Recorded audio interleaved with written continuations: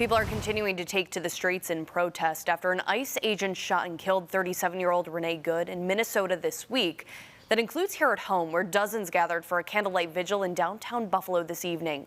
News 4's Angelica Gallagher was there. She spoke with those in attendance.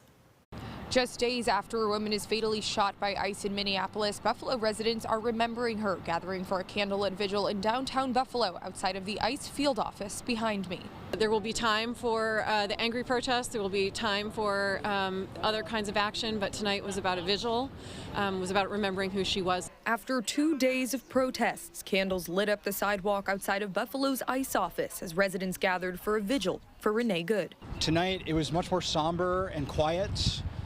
People were here offering reflections. We heard of one of the poems that she wrote. She was an award-winning poet as well as a mother. Reverend Ruth Snyder spoke a little bit about grief and loss and the kinds of grief that people are feeling, not just over the death of Ms. Good, but also the kinds of grief that people are experiencing as our country is in such turmoil.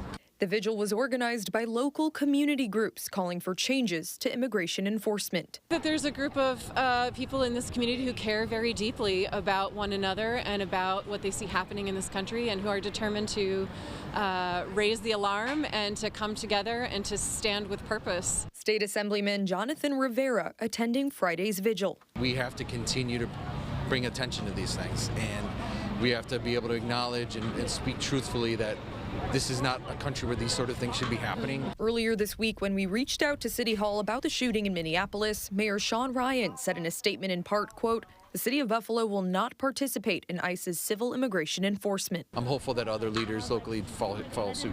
Some residents tell us they are against those protesting ICE's presence in the Queen City. I am a Mexican Lakota, I am. And my family comes from Mexico, but we came over the right way. We came over legally. I don't support the way Donald Trump is doing it, so what do? Somebody's got to figure something out here. And with many having a strong reaction to how the investigation is being carried out, we asked former Erie County DA John Flynn to weigh in. The state and federal need to conduct their own investigation for their own paths here, which is a potential homicide or potential civil rights violation. And when they're not sharing information, at the end of the day, that hurts public safety. In Buffalo, Angelica Gallagher, News 4.